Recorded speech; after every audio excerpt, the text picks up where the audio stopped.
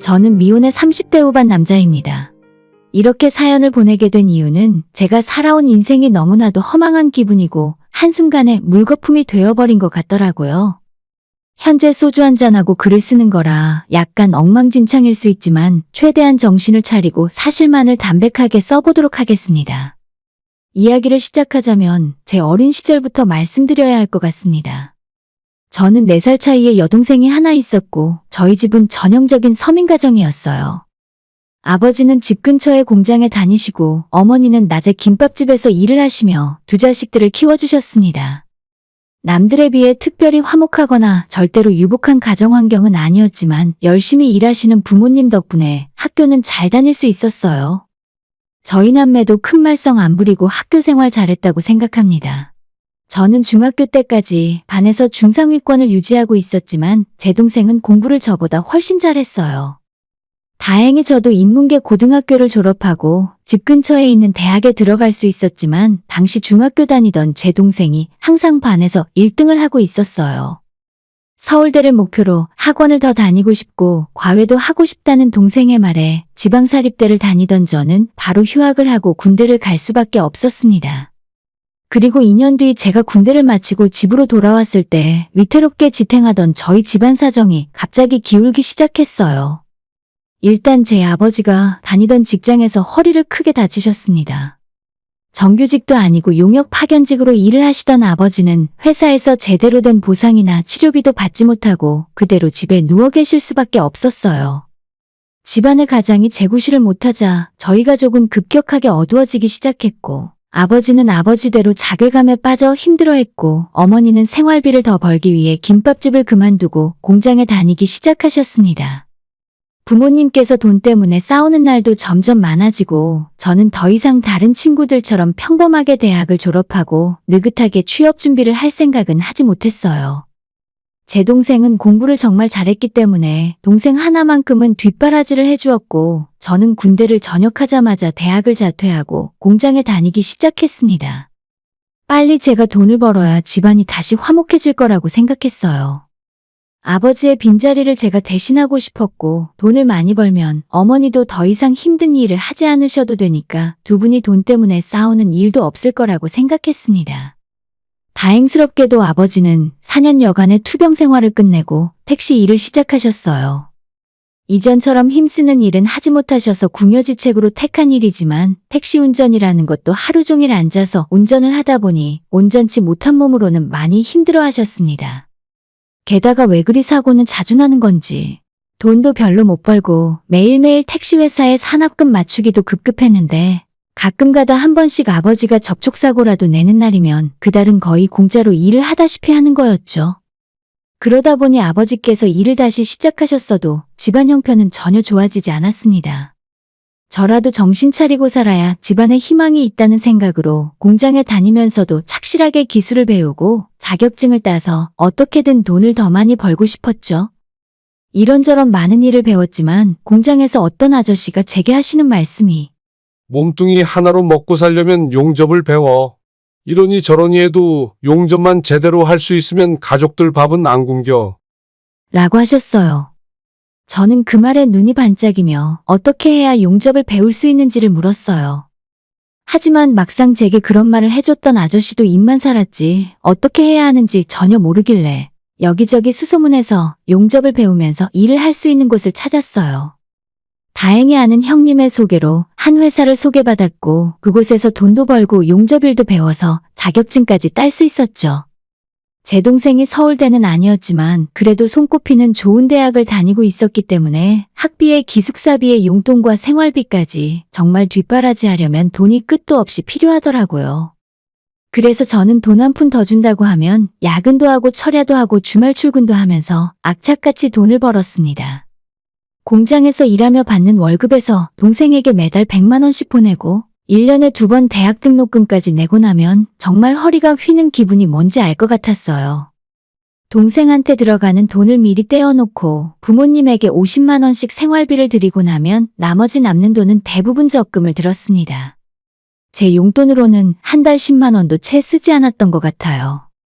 저는 매일매일 고된 일에 몸은 힘들었지만 동생이 저희 집안의 희망이라고 생각했습니다.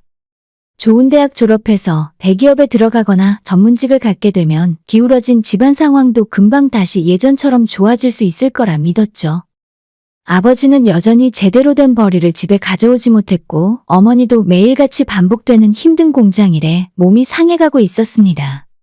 그런 힘들고 어려운 상황 속에서도 서울에서 명문대를 다니는 제 동생만이 저희 식구들의 유일한 자랑이고 기쁨이었습니다. 다행스럽게도 동생은 대학을 졸업하고 1년 만에 7급 공무원 시험에 합격했고 지금까지도 서울에서 공무원 생활을 계속하고 있어요. 공무원이 된 것까진 좋았지만 서울의 작은 전셋집이라도 얻어주기 위해서 부모님과 저는 모아뒀던 돈을 전부 털어 달동네 8천만 원짜리 반지하 원룸 전세를 얻어주었어요. 좋은 집은 아니었지만 공무원 월급이 적기 때문에 월세가 아니라 전세를 살아야 서울 생활하면서도 돈을 모을 수 있을 거라 생각했죠. 사실 그때까지만 해도 저는 제 동생을 위해 쓰는 돈이 전혀 아깝지 않았어요. 수년 동안 모아온 적금을 탈탈 털어서 동생 전셋집을 얻어주고 다시 내려오는 길에 텅 빈 제 통장을 보면서도 아깝다는 생각은 전혀 하지 않았습니다. 지금 생각하면 저는 제 앞가림이나 했어야 했는데 마치 동생의 성공이 제 성공이기라도 한 것처럼 큰 착각을 하고 있었습니다. 그래도 할 줄 아는 기술이 있었기 때문에 오라는 곳은 많았습니다. 용접일을 하면서 알게 된 선배가 저를 불러 기술자로 팀을 이뤄 일을 하게 되었고 평택과 고덕을 오가며 쉼없이 일했어요. 경력도 있었고 기술자로 인정받고 들어오니 그전까지 월급 받고 하던 공장 일과는 비교도 할 수 없을 정도로 높은 급여를 받게 되었습니다. 이 정도 벌이라면 늙은 나이에 고생하는 부모님의 부담을 덜어줄 수 있겠다고 생각했었죠. 그때까지 살면서 돈 쓰는 법을 모르고 살았던 저는 훨씬 많은 돈을 벌게 되었음에도 대부분의 돈을 은행에 저금해두고 살았어요. 업무용으로 쓰는 낡은 트럭 한 대 외에 남들 다니는 자가용도 한 대 없었고 술도 거의 마시지 않고 담배도 피지 않았습니다. 같이 일하는 동료들은 제게 사채빚이라도 쓴 적 있냐고 왜 그렇게 돈만 모으냐며 농담을 하기도 했어요. 어머니에게 생활비를 보내드리고 그 외에 나머지 돈은 전부 은행에 저금했습니다. 하지만 종종 동생으로부터 돈이 필요하다는 연락을 받게 되더라고요. 오빠, 나 가방 하나만 사주라. 남들 다 명품 가방 들고 다니는데 나만 완전 거짓골이라 쪽팔려. 처음 사회생활을 시작하는 동생이라 갖고 싶은 것도 많고 필요한 것도 많을 거란 생각에 제 능력 안에서 사달라는 것은 대부분 사주게 되었어요. 몇백만 원 하는 가방도 사줬고 예쁜 옷이나 구두 같은 동생의 품위 유지를 위해서라면 필요한 것이라고 생각했죠. 하지만 사회생활을 하며 씀씀이가 점점 커지고 해외여행 명품 쇼핑, 취미는 골프를 즐기는 등 돈을 물 쓰는 듯 쓰는 겁니다. 당연히 공무원 월급으로는 저런 생활을 감당하기 힘들었고 여동생은 카드 빚에 허덕일 때마다 오빠인 제게 도움을 요청했어요. 너도 이제 월급을 아껴서 적금 붓고 시집갈 준비를 해야지. 대체 언제까지 그렇게 하고 싶은 거 다 하고 살 생각이야? 부모님한테 조금씩이라도 용돈도 드리고 해봐. 또다시 제게 200만 원만 보내달라는 동생에게 저렇게 잔소리를 했던 적이 있었는데 제가 하는 말에 동생은 짜증을 버럭내며 보내주기 싫으면 안 보내주면 될 거 아니야? 내 주변에는 다들 잘 사는 사람들밖에 없어.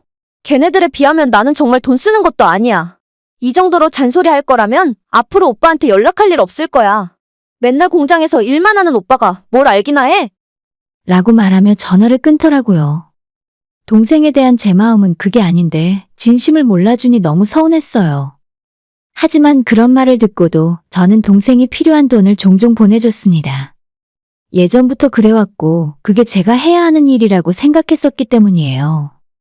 한 번은 동생이 출퇴근 힘들다며 차가 필요하다고 얘기했고 저는 그것까지는 좀 힘들 것 같아서 거절했더니 부모님에게 말을 했나 봐요. 성민아, 너가 동생한테 차 한 대 뽑아주는 게 어떨까 싶네? 서울에서 지하철 타고 출퇴근하는 게 어디 보통 힘든 일이냐? 부모님이 하시는 말에 저는 어쩔 수 없이 2천만 원짜리 중고차를 사서 동생에게 선물했고 여동생은 새 차가 아니라며 툴툴거렸지만 결국엔 받아서 타고 다니더라고요. 이제 와서 돌아보면 계속 그런 생활의 반복이었어요. 돈 벌어서 동생 대학 등록금 대주고 집에 크고 작은 일이 생길 때마다 돈 보내주고 그렇게 살다 보니 시간은 금방 가더라고요. 어느덧 제 나이는 30이 훌쩍 넘어 40을 향해 가고 있었고 그동안 변변한 연애도 해본 적 없이 일만 하고 있었습니다. 돈이야 그럭저럭 벌고 있지만 인생이 돈이 전부는 아니잖아요? 제 나이 30대 초반에 이제 제 앞길만 생각하면 되는데 이상하게 그때부터 막막한 기분이 들더라고요. 누군가 책임져야 할 사람도 없고 이제 나도 여자도 만나고 여행도 다니고 제 인생을 살면 되는데 그게 제 맘처럼 되질 않았습니다. 인생의 목표를 잃어버린 것만 같고 일을 해야 할 동기가 생기지 않았어요. 이제 와서 뒤늦게 놀아보려고 해도 어떻게 놀아야 할지도 모르겠고 남들처럼 여행을 다니거나 취미생활을 해봐도 그게 즐거운 건지 잘 모르겠더라고요. 많은 시간을 방황하긴 했지만 결국 마음을 다잡고 제 일을 하며 지내고 있습니다. 이제 와서 다른 걸 할 수도 없고 만약 다른 일을 하더라도 이 정도의 벌이를 할 수 있는 일이 거의 없더라고요. 그저 돈을 모으고 목돈이 생기면 나중에 고향에 돌아가 살 생각으로 집도 사고 땅도 조금 사두며 살았습니다. 제가 원체 돈 쓰는 법을 모르고 살아서 더 이상 동생 뒷바라지를 하지 않으니 돈이 정말 잘 모이더라고요. 그렇게 제 나이 38에 모아온 재산이 아파트가 2채, 그리고 제가 예전에 사두었던 땅이 지방 혁신도시로 지정이 되면서 땅값도 엄청나게 올랐어요. 그 덕분에 매달 월세가 들어오는 4층짜리 작은 꼬마 건물도 하나 갖고 있습니다. 그 사이에 저희 아버지도 개인 택시를 운행하시고 동생은 직급이 오르면서 나름 안정적인 생활을 하는 것 같았어요. 작년부터 결혼을 전제로 만나는 남자가 있다고 들었는데 올해 초 결혼을 하고 싶다면서 저희 집에 인사를 하러 찾아왔습니다. 상대방 남자는 좋은 집안에서 태어나 대학병원에서 일을 하는 의사였고 머리 좋은 잘난 사람들끼리 만나 결혼을 한다니 제 일은 아니지만 늦은 나이에 시집을 간다고 하니 저도 기분이 좋았어요. 시집 가면 선물로 제가 뭘 해줘야 하나 고민도 많이 했습니다. 능력 있고 돈 잘 버는 두 사람이지만 그래도 하나뿐인 오빠로서 뭔가 근사한 선물을 해주고 싶었어요. 하지만 동생에게 결혼 선물로 뭐가 갖고 싶은지 물어보자 왠지 돌아오는 대답이 뭔가 꺼림칙하더라고요. 결혼 선물? 결혼 선물이라고 하긴 좀 그렇고. 나 혼수 비용이 좀 모자란데 오빠가 보태주면 안 될까? 동생은 제게 혼수 비용으로 3천만 원을 해줄 수 있냐고 물었고 너무 큰 액수라 조금 부담되긴 하더라고요. 아무리 그래도 동생이 시집 간다는데 결혼 선물을 안 해주는 오빠가 어디 있습니까? 일단 알겠다고 대답하고 나중에 부모님 집에서 다시 자세하게 말을 하자고 했죠. 그리고 얼마 전 주말에 마땅히 할 것이 없어서 부모님 얼굴이나 뵈려고 내려갔었죠. 생각해보니 거의 반년 만에 부모님 댁에 가는 거였습니다. 마침 그날은 제 동생도 오기로 해서 저희 네 식구가 모처럼 다 모이게 되었어요. 오랜만에 본 동생에게 너희 상견례는 언제 할 거야? 나도 네 남편 될 사람 한번 보고 싶다. 서울에서 할 거지? 미리 이야기해야 나도 쉬는 날 맞춰서 올라갈 수 있어. 라고 말했더니 저를 뺀 나머지 세 가족이 서로 눈치만 보고 있더라고요. 너무나도 이상한 반응에 저는 의아해했지만 그때까지만 해도 어떻게 돌아가는 상황인지 전혀 눈치를 못 채고 있었어요. 말실수라도 한 건가 싶어 멀뚱멀뚱 있었더니 셋이서 눈치만 보다 결국 어머니가 제게 말을 꺼냈습니다. 성민아, 우리가 정말 미안한데 네 동생 상견례는 지난달에 벌써 했어. 너가 멀리서 일하느라 부르는 것도 조금 미안해서 그냥 우리끼리 하게 됐어. 저는 처음 듣는 이야기에 무슨 일인가 한참을 생각하게 되었어요. 동생 상견례에 제가 굳이 나갈 필요는 없었지만 식구라고는 딸랑 4명이 전부인데 그래도 미리 이야기했으면 시간을 낼 수 있었을 텐데 아쉬웠습니다. 동생은 뭔가 민망한 상황을 들킨 사람처럼 옆으로 돌아앉아 얼굴이 빨개져 있었고 부모님도 제 눈을 피하고 방바닥만 쳐다보고 있었어요. 저는 어색한 분위기를 깨고자 애써 웃으며 말했습니다. 그랬어? 그럴 수도 있지 뭐. 맛있는 거 나도 먹고 싶었는데 아쉽네. 결혼 날짜는 잡았어? 결혼식도 서울에서 할 거야? 라고 아무런 말이나 하면서 분위기를 전환하려 했어요. 하지만 저 질문에도 가족들은 제게 아무런 말을 하지 않았어요. 다들 또 서로 눈치만 보고 있길래 그때는 제가 물어보면 안 될 것을 물었구나 싶었습니다. 이번에는 어머니마저도 제 눈을 피하고 어색해진 분위기를 참다 못한 동생이 나섰어요. 오빠, 사실은 진짜 미안한데 내 결혼식에는 오지 말아줬으면 좋겠어. 사실 내 남자친구네 부모님은 내가 외동딸인 줄 알아. 언젠가는 사실대로 다 이야기할 건데 그때까지 조금만 기다려줘. 저는 동생의 이야기를 듣고도 지금 제가 나한테 무슨 말을 하고 있는 건지 이해를 할 수가 없었습니다. 아무런 대답도 하지 못하고 멍하니 가족들을 보고 있었어요. 아버지는 고개를 돌리고 헛기침만 하고 있었고 동생은 저 이야기를 재개하고는 옆으로 돌아앉아 있었어요. 어머니만 중간에서 안절부절 못하고 있었습니다. 저희 네 가족은 그렇게 한참 동안 한마디도 하지 못하고 있었어요. 결혼식에 오지 말라고? 왜? 이제 와서 노가다 일하는 오빠가 부끄럽니? 제 말에 동생은 민망하다는 듯이 한참을 한숨만 푹푹 쉬더니 솔직히 말해서 예비신랑 부모님도 다 의사 출신이고 친구들도 죄다 의사 변호사야. 오빠가 그동안 내 뒷바라지 하느라 고생한 거 알아. 그런데 그날은 나도 시댁에 책 잡히는 거 하나 없이 완벽한 결혼을 하고 싶어. 한 번만 부탁할게. 동생의 말에 저는 망치로 머리를 얻어맞은 것처럼 어지럽고 멍해지더라고요. 제가 그동안 가족을 위해 얼마나 헌신을 하며 살았는데 다른 사람은 몰라도 동생 하나만큼은 저를 하자 취급을 하는 것은 안 된다고 생각해요. 언젠가 아이들 가르치는 어떤 선생님이 공부 못하면 용접일이나 해야 한다고 했을 때도 속이 많이 상했었지만 적어도 우리 식구들은 그런 생각을 하지 않을 거라 믿었습니다. 제가 고생해서 버는 돈으로 동생 공부도 시키고 부모님 생활비를 대며 먹고 살고 있었으니까요. 그런데 이제 와서 이런 일을 하는 제가 부끄럽다는 이유로 하나뿐인 동생 결혼식에 멀쩡하게 살아있는 저를 없는 사람 취급을 하자는 게 말문이 막혔습니다. 혼수비용 없다고 내 돈은 달라고 하더니 결혼식엔 오지도 말라고? 너한테는 이제 내가 부끄러운 사람이구나. 앞으로 내가 이 집안에서 없어질 테니까 의사 사위 맞아서 잘 살면 되겠다. 저는 화도 나고 동생과 부모님에 대한 섭섭함에 처음으로 큰 소리를 치게 되었습니다.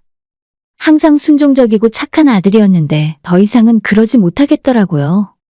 제가 소리를 지르고 일어나자 어머니만 제 뒤를 따라오면서 미안하다. 너가 한 번만 네 동생 이해해줘라. 라고 하셨지만 제게는 어머니나 동생이나 다 똑같다고 느꼈어요. 다들 원하는 게 있을 때만 저를 찾았지 이 집안에서 단 한 번도 저를 자랑스러워하거나 고맙게 생각하지 않았을 거라 생각해요. 신발을 신고 현관을 나서면서 가족들에게 이제 다시는 연락도 안 하고 찾아오는 일도 없을 테니 남보기 부끄러운 아들은 없는 거라고 생각하세요. 라고 소리치고 그 길로 숙소로 돌아왔습니다. 나중에 동생에게 미안하다는 카톡이 몇 번 왔었고 어머니가 제게 전화도 했었지만 모두 받지 않았습니다. 저는 한 번도 제 직업과 제 자신이 창피하거나 부끄럽다고 생각해 본 적이 없어요.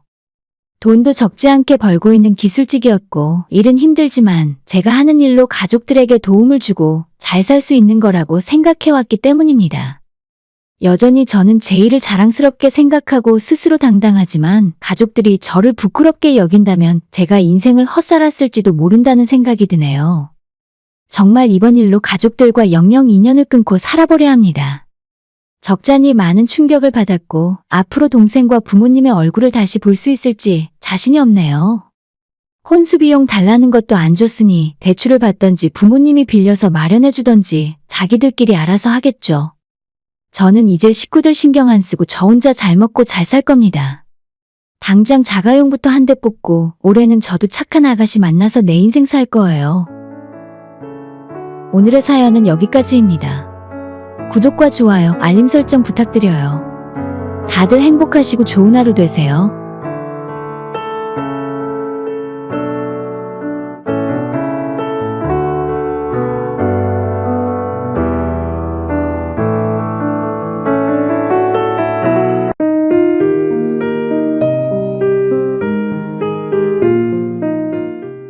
매일 아침 출근길에 사연을 듣고 있는 여자입니다.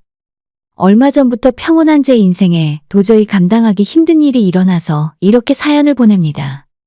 제 사연을 들으시면서 바보 같은 저를 답답해하고 욕하시는 분들이 있을 것 같아요. 하지만 저는 다만 과거에 제가 너무나도 한심스럽고 더 이상 저 같은 사기 피해자가 발생하지 않기를 바라는 마음으로 제 부끄러운 이야기를 쓰게 되었습니다. 이 남자를 만나기 전까지만 해도 저는 너무나 행복한 삶을 살고 있었어요. 부모님은 지방에 계시지만 혼자 서울에서 자취하면서 남부럽지 않은 괜찮은 직장을 다니고 있었고 성격이나 외모도 못난 편은 아니라서 주변에 제게 관심을 보이는 남자들도 꾸준하게 있었어요. 다만 그때까지의 저는 아직 결혼 생각을 하기보다는 하루하루 행복하게 즐기며 사는 게 더 좋았기에 사람을 만나더라도 깊게 사귀지는 않았죠. 그러다가 문득 제 나이 30이 다 되어 주위를 둘러보니 주변 사람들과 친구들도 하나둘씩 시집을 가버렸고 금요일 밤에도 저랑 같이 놀 사람이 거의 남아있지 않더라고요. 이전까지는 결혼 생각이 없던 저도 그때부터는 뭔가 위기의식이 생겼습니다. 이러다 나 혼자 노처녀로 남는 거 아닐까. 멋지고 좋은 사람들은 다른 사람들이 다 가져가 버리는 것만 같고 조바심이 나더라고요. 예전 같으면 친구 결혼식에 가서도 상대방 남편이 어떤 사람인지 전혀 궁금하지도 않았고 그저 나랑 놀아줄 사람이 또 한 명 줄었구나 하는 생각뿐이었는데 그때부터는 지인 결혼식에 가면 신랑이 괜찮은 사람인지 혹시 친구들 중에 아직 결혼 안 한 좋은 사람이 있는지 그것부터 먼저 살피게 되더라고요. 거울을 보면 예전에 안 보이던 주름도 늘어난 것만 같고 금방 제 나이 30살 넘기고 나면 아무도 제게는 관심이 없을 것 같더라고요. 그래서 그때부터 술도 좀 적게 마시면서 스스로 관리를 해야겠다는 생각이 들었습니다.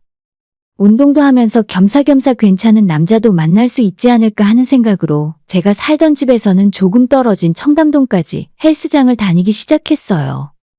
제가 살던 동네 헬스장에는 20대 대학생뻘로 되어 보이는 친구들이나 정말 몸이 어마어마하신 아저씨들 뿐이라 제 나이 또래 직장인들은 거의 없었거든요. 그래서 친구에게 물어 청담동에 연예인도 종종 온다는 비싼 헬스장을 찾아갔습니다. 좋은 동네에 있는 비싼 헬스장이라서 그런가 역시 분위기부터 다르더라고요. 실내 인테리어도 완전 호텔 뺨치는 분위기였고 트레이너분들도 다들 잘생기고 스타일 좋은 선남선녀, 그리고 무엇보다 평일 저녁에 운동하러 가면 30대 초중반의 직장인으로 보이는 남자들이 많이 있었습니다.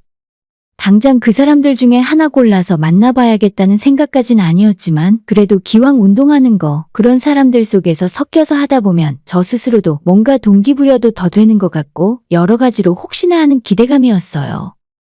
지금 생각해보면 정말 한심한 생각이지만 그 당시엔 전혀 문제라고 생각하지 않았어요.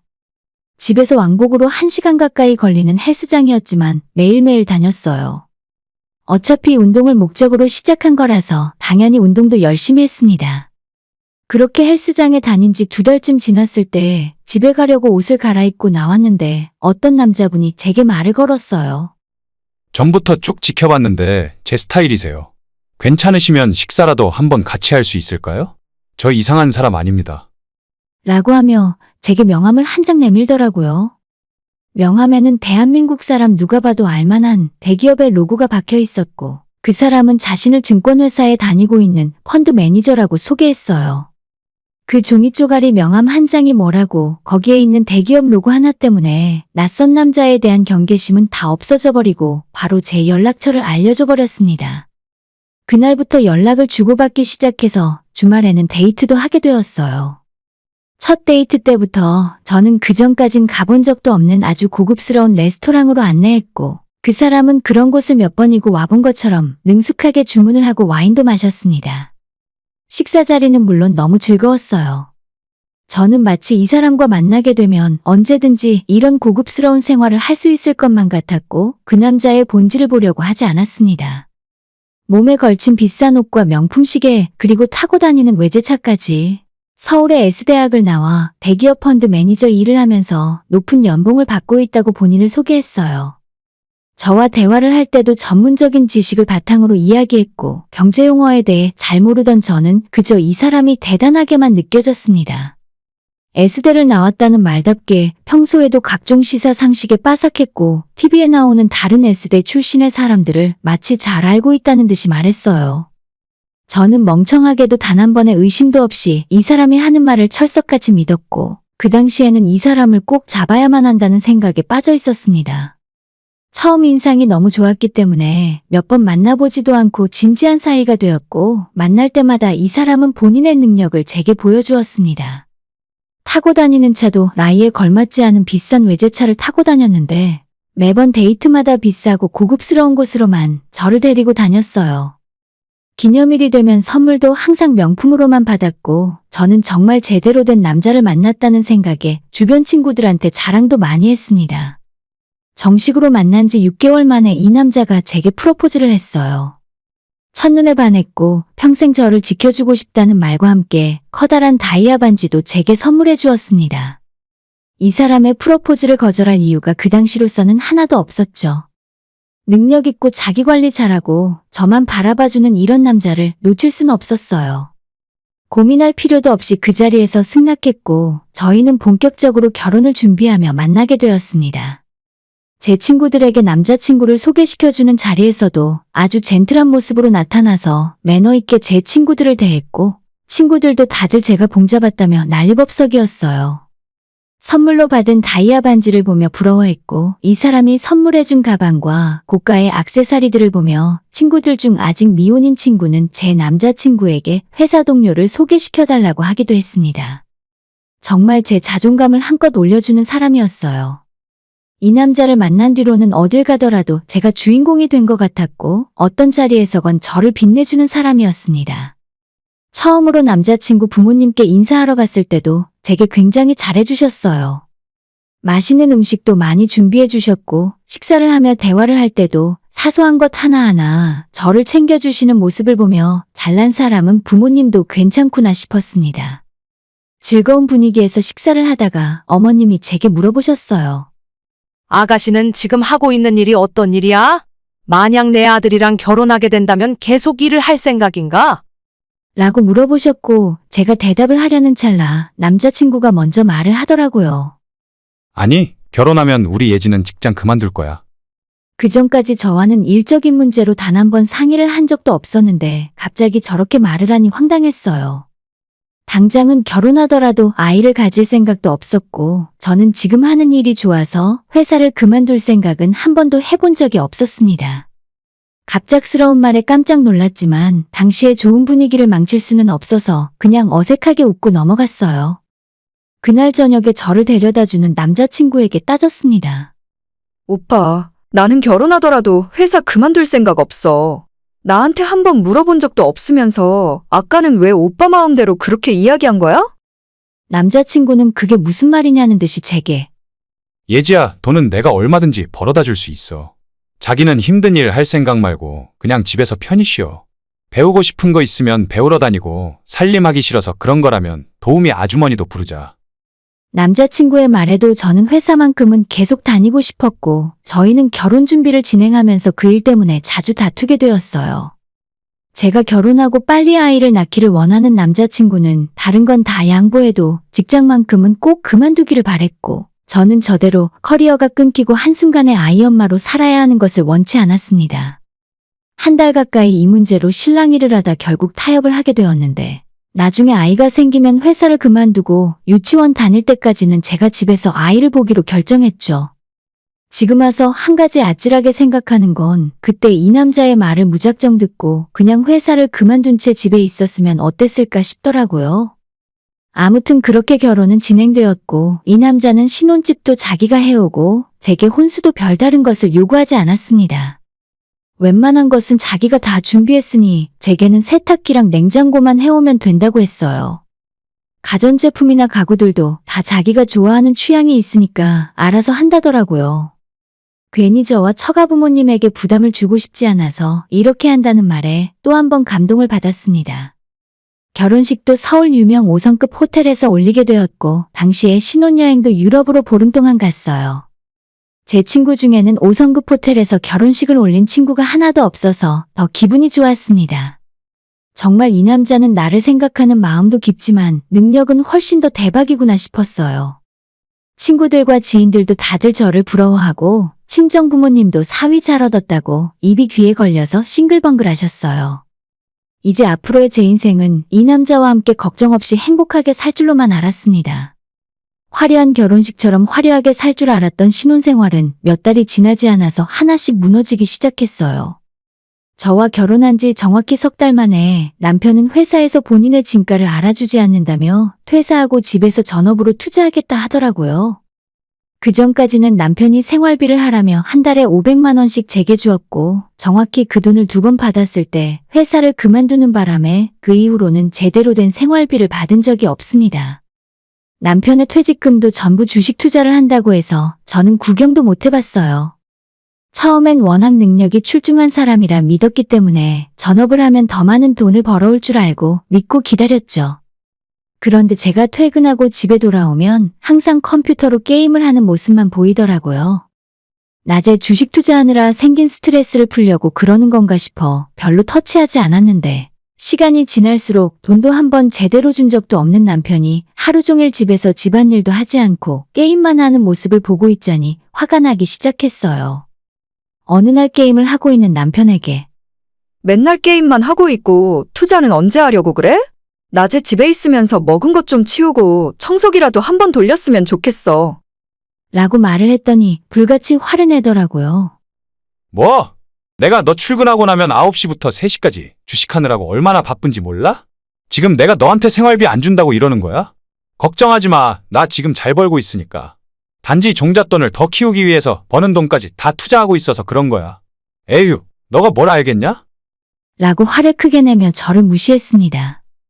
남편이 자기가 하는 일은 제가 들어도 모른다며 가끔 제가 제대로 돈을 벌고 있는 게 맞나 물어보면 온갖 전문 용어를 써가며 저를 무시했어요. 남편의 백수 생활이 몇 달 동안 지속되자 저는 더 이상 참지 못하고 남편에게 다시 회사에 나가면 안 되냐고 이야기했고 제 말을 들은 남편은 이성을 잃고 화를 내며 남자가 하는 일을 믿고 기다려주지 못한다고 저를 탓했어요. 그날 남편이 제 손목과 팔을 세게 붙잡는 바람에 다음날 살짝 멍이 생기기도 했습니다. 저는 이 사람이 제가 알던 사람이 맞나 싶더라고요. 제게 폭력적으로 대하는 남편이 무서워 그날 밤은 눈물을 흘리며 보냈습니다. 다음날 아침 출근 준비를 하는 제게 남편은 미안하다고 하며 전부 다 우리가 잘 살기 위해서 준비하는 중이니 조금만 기다려달라고 하더라고요. 그러면서 그날 제 통장으로 100만 원을 보내줬습니다. 당장 생활비 급한 거 쓰라고 하면서요. 돈도 돈이지만 저는 이 남자가 다시 예전의 모습으로 돌아오기를 바랬어요. 대체 언제까지 집에서 게임만 하고 있는 모습을 봐야 하나, 이런 사람을 믿고 제 인생을 맡길 수 있을까 하는 걱정에 불안해지더라고요. 그렇게 제 마음속에 이 남자에 대한 불신이 커져가고 있을 때 어느 날 퇴근을 하고 집에 들어가는 길에 우편함을 확인했더니 남편의 이름으로 채권 추심 회사에서 편지가 한 통 와 있었어요. 평소 남편의 우편물은 열어보지 않고 그대로 가져다 주는데 신용정보회사라는 말에 왠지 내용이 궁금해져 열어보게 되더라고요. 그 안의 내용은 정말 충격적이었어요. 남편은 저 몰래 가지고 있는 빚이 엄청나게 있었습니다. 채무 내용을 확인해보니 한 곳도 아닌 여러 곳이었고 카드론과 은행 마이너스 통장은 물론이고 제가 들어보지도 못한 캐피탈 업체 여기저기서 1,000만 원, 2,000만 원씩 많이도 빌렸더라고요. 능력 있는 남편이 이게 무슨 일인가 싶어 집으로 달려갔습니다. 여전히 남편은 게임에 푹 빠져 있었고 그런 남편 뒤통수에 화를 내며 물었습니다. 이게 뭐야? 나한테 설명해봐. 당신이 왜 예전부터 대출을 받아서 안 갚고 있었던 거야? 남편은 제 손에 들려있는 종이를 황급히 뺐으면서 별일 아니고 전업을 하면서 약간 문제가 있어서 돈을 끌어다 쓴 것이라고 해명을 하더라고요. 저는 잘 모르는 지식으로도 남편의 해명이 이해가 가지 않았습니다. 남편처럼 돈 잘 벌고 능력 있는 사람이 왜 대출을 받아서까지 하는 것이며 멀쩡한 은행도 있는데 왜 이런 금리도 높은 곳에서 돈을 빌려야 하는지 납득이 가질 않았어요. 저는 남편에게 당장 내가 알아듣게 제대로 해명을 하지 않으면 당신과 더 이상 같이 살 수 없다고 말했고 그 말에 남편은 또다시 눈빛이 변하며 화를 내기 시작했습니다. 야, 돈 가져다 줄 때는 넙죽넙죽 잘 받아서 쓰더니 이제는 나한테 빚 좀 있다고 도망가려고 해? 내가 나 혼자 먹고 살려고 대출 받았냐? 다 그 돈으로 너가 먹고 몸에 걸치고 다니는데 쓴 거잖아. 라고 제게 소리를 질렀습니다. 저는 남편에게 가져다 준 월급 말고는 나는 돈을 만져본 일이 없다고 말했지만 남편은 마치 분노조절장애라도 있는 사람처럼 미친 듯이 소리를 지르면서 화내고 집안 물건을 던지기 시작했어요.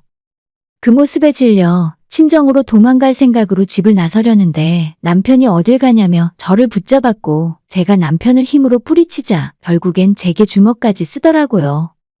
한참을 남편에게 맞다 지쳐서 기진맥진 쓰러졌고 거실바닥에 누워 남편의 화가 풀리기만을 기다렸어요. 한참 동안 화를 내던 남편은 옷을 입고 집을 나가버렸고 저도 그 틈에 집을 빠져나와 친정으로 향했습니다. 만신창이가 되어 집으로 들어가자 저희 부모님이 보시고는 깜짝 놀랐어요. 무슨 일이냐고 제게 물었고 자초지종을 모두 설명하자 엄마와 아빠는 그렇게 멀쩡해 보이던 사위가 대체 어떻게 그럴 수가 있냐고 분노했습니다. 아빠가 남편에게 전화를 해봤지만 전화도 받지 않더라고요. 저는 회사에도 휴가를 내고 며칠 동안 부모님 집에만 있었고 혹시라도 남편이 찾아올까 두려워 집 밖으로 나가지도 못했습니다. 중간중간 남편이 제게 전화도 하고 카톡을 보냈지만 받지 않았어요. 잘못했다고 제게 사과를 하며 얼굴 한번 보자 했지만 남편과 마주할 용기조차 없었습니다. 더 이상 이 남자와 같이 살 생각은 더욱 없었죠. 제가 알고 있던 사람의 모습이 아니었고 제게 손찌검을 하는 남자와 한 집에서 살 수는 없었습니다. 부모님도 이참에 그냥 이혼을 해버리라고 그 집에 너가 혼수로 해간 것도 거의 없으니 미련 없이 이혼하고 폭력으로 고소해버리라 하셨어요. 저는 바로 다음날 병원에서 진단서를 하나 떼놨어요. 여기저기 멍도 들고 부딪혀서 까진 곳도 있었는데 전치 2주가 나오더라고요. 막상 이혼을 하긴 해야겠다고 생각이 들었지만 어디서부터 시작해야 할지 아무것도 몰랐기 때문에 너무나 막막해서 일단 부모님 집에서 생활을 하고 있었습니다. 경찰에 신고하고 변호사를 찾아갈까 고민을 하며 이틀에 지났을 때 시어머니께서 전화를 하셨어요. 남편 생각하면 전화를 받지 않고 싶었지만 그래도 어른이시고 시어머니는 제게 항상 잘해주셨기도 해서 전화를 받았습니다. 이참에 남편과 이혼을 하겠다고 말을 하려고요. 전화를 받자마자 시어머니는 울면서 제게 미안하다는 말만 하시더라고요. 미안하다. 우리가 너한테 미리 말을 했어야 하는데 정말 미안하다. 갑자기 사과부터 하는 어머니에게 그 사람이 잘못했는데 어머님이 제게 왜 미안해 하시냐고 했어요. 시어머니는 계속 우시면서 그게 아니라고 자기네 식구들이 처음부터 너를 속인 거라 말을 하시더라고요. 저는 시모가 무슨 말을 하고 있는 건지 그때도 이해가 가질 않았습니다. 내가 그동안은 아들이 무서워서 비밀로 하려고 했는데 이러다 너까지 큰일 날 것 같아서 이제는 말을 해야겠다. 내 말 잘 듣고 현명하게 판단해라. 라는 말과 함께 그동안 제가 모르고 있던 비밀을 다 이야기해 주셨어요. 일단 남편의 모든 것은 하나부터 열까지 전부 거짓이었습니다. S대 출신이 아닌 지방사립대학을 다니다 중퇴를 한 것이 최종 학력이었고 당연히 대기업 근처에 다닌 적도 없고 펀드 매니저는 더더욱 아니었어요. 저와 만나기 전까지는 허영심이 심한 편이라 외제차를 타고 돈을 함부로 쓰고 다니긴 했어도 작은 회사였을지언정 월급을 받으며 일을 하고 있었는데 저와 만난 뒤로 여기저기서 대출을 엄청나게 받더니 회사도 그만둬버렸다네요. 연애할 때부터 데이트도 항상 비싼 곳만 다니고 제게 명품을 선물해주다 보니 돈이 항상 부족했고 퇴직금과 대출을 받은 돈을 주식과 코인으로 돈을 벌 거라면서 전부 탕진해버렸다고 합니다. 저희가 결혼식을 올릴 당시에 이미 남편 수중에 남은 돈은 없었고 결혼을 위해 시부모에게 돈을 달라고 행패를 부리면서 시부모님이 그럴 수 없다고 거절하자 그 집에서도 제게 했던 것처럼 난동을 부리고 주먹을 휘둘렀다 하더라고요. 결국 시부모가 살고 있던 집을 팔고 작은 평수에 전세로 옮기면서 남편에게 돈을 만들어 주었고 그 돈으로 호텔에서 결혼하고 저희가 사는 신혼집과 혼수까지 다 했던 거였어요. 거기까지 듣고 있는데 감쪽같이 속아온 제가 한심하게 느껴졌고 사기꾼 같은 인간에게 놀아났다는 사실을 깨달았습니다. 처음에 저를 만나서 줬던 대기업 명함도 다 거짓이었고 남편이 지금까지 제게 했던 모든 말 중에 진실은 하나도 없었어요. 하루라도 빨리 이 남자에게서 벗어나야겠다는 생각에 다음날 아침 바로 이혼 전문 변호사를 찾아가 남편의 책임을 물어 이혼을 진행하기로 했습니다. 다행인지 불행인지 남편은 연애 시절부터 결혼까지 제게 금전을 요구한 일이 없었기에 사기죄로는 처벌이 힘들다고 하시네요. 대신 모든 이혼의 귀책이 남편 쪽에 있고 남편이 본인 앞으로 재산을 가진 것이 없어 위자료를 청구했어요. 경찰에는 진단서를 첨부해 폭행으로 고소도 같이 진행했고 이혼 절차를 진행하면서 남편은 저를 너무 사랑해서 결혼하고 싶은 마음에 거짓말을 하게 되었다면서 용서해달란 말을 하더라고요. 아무리 제 앞에서 울고불고 싹싹 빌어도 이 사람의 본 모습이 어떤 사람인지 알게 되었으니 이젠 더 이상은 엮이고 싶지 않네요. 이혼을 하는 와중에 한 가지 다행인 것은 이 남자 말을 듣고 회사를 그만두지 않은 것이 정말 다행입니다. 만약 이 와중에 제가 직장도 없고 수중에 돈도 하나도 없었다면 인생이 시궁창으로 떨어져 버렸을지도 모를 일이었어요. 제가 이 나이를 먹고도 남자 보는 눈이 없고 그저 멀끔한 겉모습만 보고 판단을 했더니 이런 일이 생겨버린 것 같네요. 앞으로 더 이상은 사람을 믿지 못할 것 같아요. 괜한 겉모습에 집착해 허영심을 부리지 않고 주제에 맞게 살도록 하겠습니다. 혹시라도 이 사연을 듣는 분들 중에 아직 결혼을 하지 않으신 분이 계시다면 절대 남자의 겉모습만 보고 판단하지 않기를 바랍니다. 지금은 완전히 갈라서고 끝이 났지만 아직도 퇴근길에 저를 찾아올 것 같아서 불안한 마음으로 살고 있어요. 위자료와 합의금도 받았고 남편은 벌금까지 내게 되었지만 그 정도로는 제 속이 풀리지 않네요. 꼭 나중에라도 천벌 받았으면 좋겠습니다. 오늘의 사연은 여기까지입니다. 구독과 좋아요, 알림 설정 부탁드려요. 다들 행복하시고 좋은 하루 되세요.